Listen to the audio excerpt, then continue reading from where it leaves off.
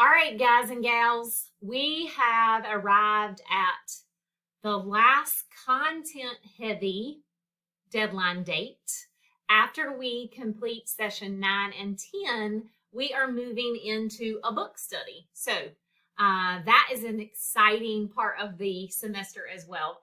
So let's wrap up session 9 and session 10 with a couple of topics that deeply affect our families in the United States. And one of those is economic issues, also known as poverty, which is likely one of my most favorite, close to heart concepts when we look at things that affect the family unit and the growth of children and the stress that it puts on family units. So we will take a deep dive into economic issues for session 9, and then we'll jump into divorce and how those things affect children and family units as well.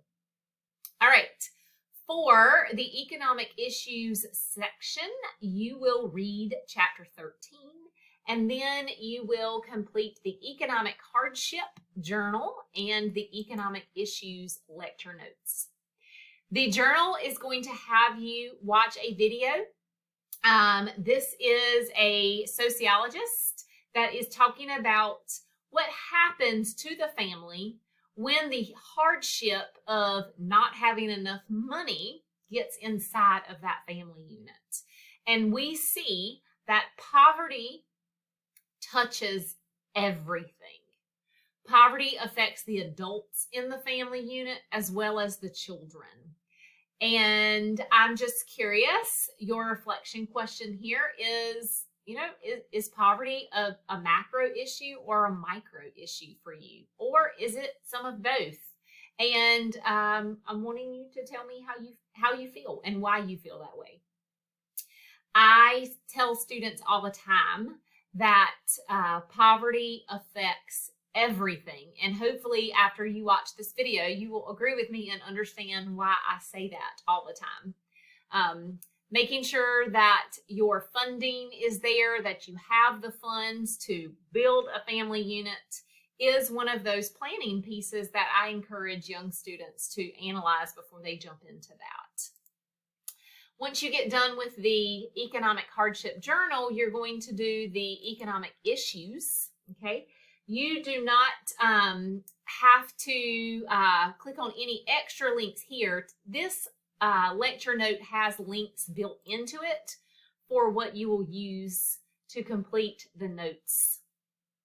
You're going to watch a PBS interview talking about living on less than $2 a day.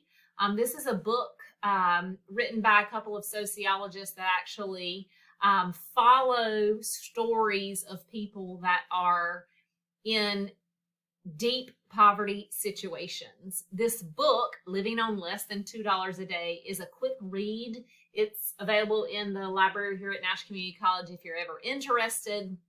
I actually did a huge project using this book when I was in school for my graduate teaching certificate in sociology, and I just fell in love with the concept of the issues and how different towns, different states, different entities are working to combat this. So you will watch that interview there as you complete the notes section.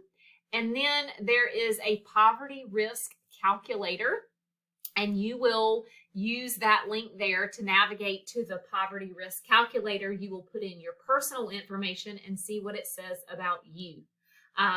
This is eye-opening. I have students that are shocked when they put in their information and get their results. I was even shocked when I did this poverty risk calculator years ago. It just gives you something to think about. And I am hoping that this will be a great tool for you to reflect upon as well. And then there's some reflection questions. That wraps up the economic issues section. And then we are moving into session 10, which discusses divorce. The chapter also discusses remarriage and step families. You're going to read chapter 15 for this session. And then we will complete macro and micro factors of divorce journal and lecture notes. The journal here is going to send you back into your textbook. There is a section entitled Macro Factors Contributing to Divorce, and there is a section entitled Micro Factors Contributing to Divorce. And remember, macro means really large, overarching issues, and micro means very small, local, individualistic factors. And all of those can contribute to divorce. And so you are going to reread those sections and go back through explaining which macro factors you feel is mostly to blame, which micro factors you feel is mostly to blame, and then kind of taking a personal reflection moment here and figure out, which one of these do you seem to struggle with in your own relationships or in relationships that you have grown up watching, and address those reflection aspects there. Remember, this is college level writing, so this is going to be in college level paragraphs, and you are going to make sure that you are formatting correctly. Moving from there, you're going to do the divorce and remarriage lecture notes, and all you need to complete them is the reading of chapter 15. I apologize, y'all. I'm getting tongue-tied today. All right. As a reminder, we are only typing on the right-hand side in the notes section. Please do not type into the left-hand side. That messes up the formatting because you have so much to type.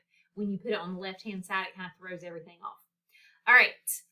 You are going to use the information in your chapter 15 and complete the divorce and remarriage lecture notes. But you're experts. You know how to do that.